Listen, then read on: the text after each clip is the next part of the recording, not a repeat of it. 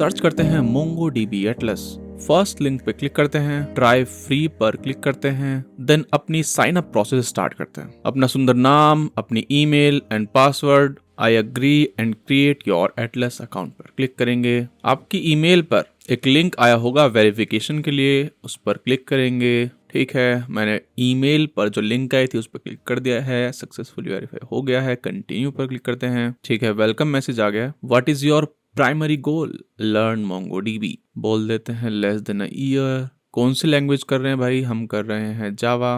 कोई फर्क नहीं पड़ता है वैसे इनसे ना। हम किस तरह का डेटा, कस्टमर का डेटा सेव करेंगे। Will your application include any of the following architectural models? देखते हैं भाई क्या क्या है। ठीक है, नन लिख देते हैं। चलो फिनिश करते हैं। ठीक है, फिनिश हो गया। बोल रहा है डिप्लॉय और डेटाबेस। बताइए सर, हमें फ्री वाला चाहिए। ठीक है, AWS और हमें चाहिए मुंबई में होगा आई गेस। कहाँ लोकेशन सिलेक्ट कर लेते हैं, मुंबई में। ठीक है ना। प्रोवाइडर तीनों है यहाँ पे, गूगल क्लाउड, AWS, एज्योर। हमें AWS चाहिए और रीजन सिलेक्ट कर लिया है मुंबई के। ठीक है, मुंबई के सर्वर पे। ठीक है, बहुत अच्छी बात है। चलिए नेम क्लस्टर 0 ही रहने देते हैं, क्रिएट कर देते हैं। ट्रैफिक लाइट्स, बहुत बढ़िया। Verify, security, quick start. बोल रहा है how would you like to authenticate your connection. अब देखिए user name and password create हो जाएंगे। ठीक है, इन्होंने user name and password generate कर दिए हैं, इनको सेव कर लीजिएगा। ठीक है, फिर आप क्रिएट यूजर पर क्लिक कर दीजिएगा। Add entries to your IP access list. यहां पर क्या होगा देखेंगे फ्यूचर में कि जब एक URI देगा आपको ये, तो व्हाइट लिस्ट करनी पड़ेगी अपनी IP उसमें। आपको समझ रहे हैं बात को? यानी कि कल को अगर आपकी URI जो है, मोंगो की URI जो है वो पब्लिक हो जाती है, तो कोई यूज नहीं कर पाएगा अनलेस यहां पर उसकी व्हाइट लिस्टिंग हो रखी हो उसकी IP की। समझ रहे बात को? तो एक काम करिएगा, add my current IP address पर क्लिक कर दीजिएगा, क्योंकि जो करंट IP एड्रेस है जिससे आप चला रहे हैं अभी, वो व्हाइट लिस्ट हो जाएगी उससे। ठीक है, इसने ऑलरेडी व्हाइट लिस्ट कर दी है।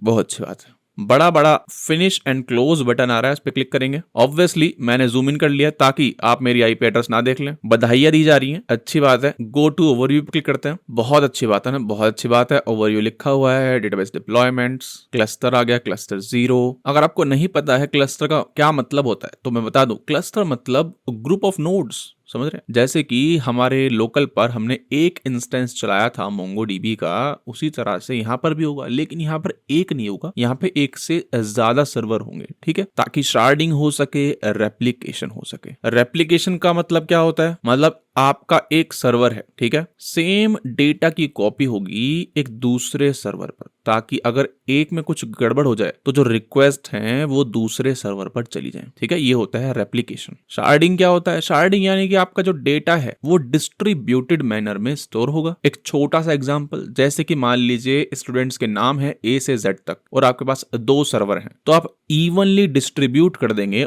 उन स्टूडेंट्स के नाम को या फिर उन स्टूडेंट्स के डेटा को on the basis of a की क्या होगी? उनका नाम। ठीक है, मान लीजिए आपके डेटाबेस में 10 ही स्टूडेंट्स हैं, 5 ऐसे हैं जिनका नाम A से स्टार्ट हो रहा है, 5 ऐसे हैं जिनका नाम B से स्टार्ट हो रहा है। तो A वाले स्टूडेंट्स को आप एक सर्वर पे डाल देंगे एंड B वाले स्टूडेंट्स को B सर्वर पे डाल देंगे। ठीक है, ये होती है शार्डिंग। यहाँ पर बड़ा बड़ा लिखा रहा है कनेक्ट, तो इस पे क्लिक करते हैं। ठीक है, जाते हैं इस पे, लिखा हुआ है कनेक्ट योर एप्लीकेशन, यानी कि जैसे हमारी स्प्रिंग बूट की एप्लीकेशन है वो कनेक्ट करना चाहती है इस क्लस्टर से, तो कैसे करेगी? जाते हैं इस पे, ड्राइवर्स पर। फिर आ रहा है भाई ड्राइवर कौन सा, यानी कि हम चला रहे हैं जावा चला रहे हैं। ठीक है, थोड़ा स्क्रॉल डाउन करेंगे, आपको एक कनेक्शन स्ट्रिंग दी जाएगी, उसको कॉपी कर लीजिएगा। ठीक है, इसको हम पेस्ट कर देंगे अपने स्प्रिंग बूट प्रोजेक्ट के अंदर। ठीक है, हमने अपना प्रोजेक्ट खोल लिया है, journal app src main resources and application dot properties. ठीक है, अभी तक क्या डला हुआ है यहाँ पे देखिए, होस्ट एंड पोर्ट डले हुए हैं, कोई दिक्कत वाली बात नहीं है, इनको हटाते हैं। ठीक है, होस्ट की जगह डालेंगे URI। अब हम होस्ट एंड पोर्ट नहीं दे रहे हैं, तो आप वो URI यहाँ पर पेस्ट कर देंगे, अपना यूजर नेम एंड पासवर्ड डालेंगे यहाँ पर। बाद में यूजर नेम एंड पासवर्ड हम एक्सटर्नलाइज कर देंगे, है ना। ऑब्वियसली ये हार्ड कोड करना is not a good practice. ठीक है, तो आशा करता हूं भाई कि आपने एप्लीकेशन प्रॉपर्टीज में यूजर नेम, पासवर्ड एंड अपना होस्ट डाल दिया होगा। ठीक है, IP आपकी व्हाइट लिस्ट हो ही गई होगी। ठीक है, और मेक श्योर आप VPN यूज ना कर रहे हो। ठीक है ना। एंड नाउ हम स्टार्ट करते हैं, अपनी एप्लीकेशन कनेक्ट करने की कोशिश करते हैं। ठीक है भाई, started journal application in 3.5 second, start हो गया। अगर आप वापस जाएंगे MongoDB एटलस पर, ब्राउज कलेक्शंस पर क्लिक करेंगे तो आप देखोगे यहाँ पे ऑटोमेटिकली जर्नल DB नाम का एक डेटाबेस बन गया है एंड उसके अंदर यूजर्स कलेक्शन भी बन गया है। समझ रहे हैं बात को? यूजर्स कलेक्शन इसलिए बन गया है क्योंकि इसने अब इंडेक्सिंग कर दी होगी। हमने लिखा हुआ था देखो कि हमें यूजर नेम पर देखो इंडेक्सिंग करनी है, तो इसने लगा दिया यहाँ पर, है ना। हमने लिखा था वहां पे कि जैसे ही लोड हो तो इंडेक्सिंग कर दे, वो उसने इंडेक्सिंग करती है एंड प्रॉपर्टी भी सेट कर दी है यूनिक की। देख रहे हो ना? चलिए बहुत अच्छी बात है। इस प्रॉपर्टी की बात करूँ ना, spring.data.mongodb auto index creation true, है ना, जो कि एप्लीकेशन प्रॉपर्टीज में पड़ी हुई है। ठीक है, अपने कंट्रोलर में जाते हैं। अभी तो हमारे यूजर ही क्रिएट नहीं हुए हैं, तो यूजर कंट्रोलर पे जाते हैं एंड एक यूजर क्रिएट कर लेते हैं ना इस एपीआई से, /यूजर एंड देन बॉडी में यूजर दे देंगे हम। ओपन करते हैं पोस्टमैन। अब सर्वर तो हमारा देखो लोकल पे ही चल रहा है, लेकिन जो डेटाबेस है ना, जो डेटाबेस है वो AWS पे है। ठीक है, तो टेस्ट नाम का एक बनाया था हमने, इसी में खेल लेते हैं। लोकल होस्ट 8080 यूजर, इसको बंद करते हैं यहाँ से। ठीक है, यूजर है एंड देन पोस्ट की कॉल होगी एंड यहाँ पर हम देते हैं user name and password. User name Ram and password भी राम है, बहुत अच्छी बात है। सेंड करते हैं, ओके आ गया है। ठीक है, भी जाते हैं एटलस पर जाते हैं, इसको रिफ्रेश करते हैं। ठीक है, आ गया यहाँ पे देखो राम नाम का एक यूजर हमारा बन गया है, बहुत अच्छी बात है। चलिए जर्नल एंट्रीज भी आ गई हैं जो कि अभी खाली है। ठीक है, चलिए बहुत अच्छी बात है। जर्नल एंट्री कंट्रोलर पे जाते हैं। अब एक काम कर लेते हैं ना, पोस्टमैन को भी सुंदर बना लेते हैं। ठीक है, इसको रीनेम कर लेते हैं। अभी मैंने इसका नाम टेस्ट रखा हुआ है, नाम रख देते हैं स्प्रिंग बूट जर्नल। ठीक है, और इसमें एक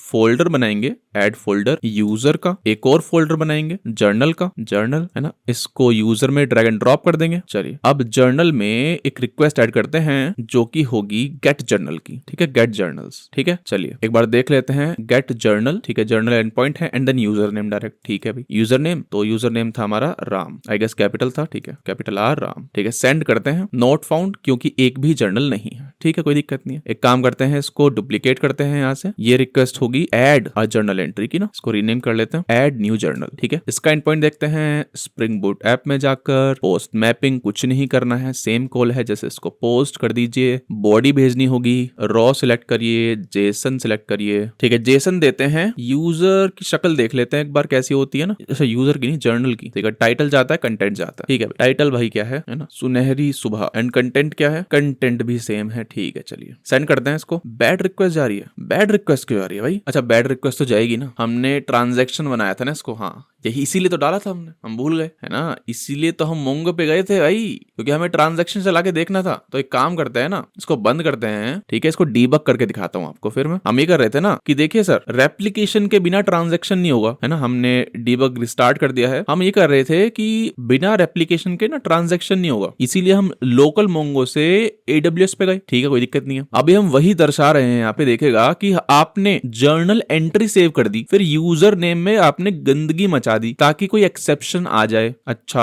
अब एक्सेप्शन जैसे ही आएगा तो जो जर्नल एंट्री सेव हुई थी वो रोल बैक हो जाएगी, क्योंकि आपने यहाँ पर ट्रांजैक्शन लिखा हुआ है। ठीक है, वही आपको मैं दिखाना चाहता हूँ। देखिएगा, सेंड किया मैंने, देखो आ गया, डीबगर चल गया हमारा। देखो यूजर उसने फाइंड कर लिया है राम नाम का, अच्छी बात है। उसने देखो जर्नल एंट्री सेव करा दिया, देख रहे हो जर्नल एंट्री मोंगो में सेव हो गई है। अच्छा, लेकिन यहाँ पर मैं सेट नल करूंगा ना तो एक्सेप्शन आ गया। देखो, अच्छा तो क्या होगा बताता हूँ। देखो, तो ये जो जर्नल एंट्री सेव हुई थी ना डेटाबेस में, वो भी रोल बैक हो जाएगी। चेक कर लेते हैं ना, घबरा क्यों रहे हो। इसको रिफ्रेश करते हैं। रिफ्रेश किया मैंने, अब देखेगा यहाँ पर अभी भी देखो यूजर्स ही है, देख रहे हो जर्नल एंट्रीज नाम का कलेक्शन आया ही नहीं है। ठीक है ना, ये रोल बैक हो गया है, यानी कि रोल बैक तो देखो कमिट ही नहीं हुआ है, ये कह सकते हो कमिट ही नहीं हुआ है। ठीक है ना, जब ट्रांजैक्शन आता है तो हम क्या करते हैं, इसको सेशन में सेव टेम्परेली, मान लीजिए टेम्परेली सेव करेंगे। ठीक है, अच्छा जैसे ही उसने देखा एरर है तो उसने जो टेम्परेली सेव हुआ था वो भी उड़ा दिया, डेटा उसने कमिट ही नहीं किया इनटू द डेटाबेस। ठीक है, चलिए अब काम करते हैं, इसको हटाते हैं। ठीक है, जैसा चलना चाहिए था वैसे चलाते हैं। अब इसको हमने ट्रांजैक्शन तो पढ़ लिया है, हमने देख भी लिया कि हाँ भाई अब ये जो दो ऑपरेशन है वो चल रहे हैं एज सिंगल ऑपरेशन, है ना। अगर इनमें से कोई से फिल होगा तो दोनों फिल हो जाएंगे। चलिए पोस्टमैन में जाते हैं एंड अब क्रिएट करते हैं एंट्री को। 201 आ गया रेस्पॉन्स कोड, बहुत ही अच्छी बात है, यानी कि क्रिएट हो गई होगी। अब एटलस को रिफ्रेश कर लेते हैं। ठीक है, देखो अब हमारे डेटाबेस में भी दो कलेक्शन आ गए। देखो राम भी आ गया है, उसमें एक एंट्री भी आ गई होगी। देखो आ गया रेफरेंस, DD करके एंट्री है। जर्नल एंट्रीज में आते हैं, इसमें भी एक ही एंट्री होगी DD करके। ठीक है, बहुत ही बेहतरीन भाई, बहुत ही बेहतरीन, मजा आ गया। ठीक है, तो इस वीडियो में इतना ही। ठीक है, खेलिए थोड़ा, चला के देखे दूसरे कंट्रोलर्स भी। ठीक है, नेक्स्ट वीडियो मिलते हैं।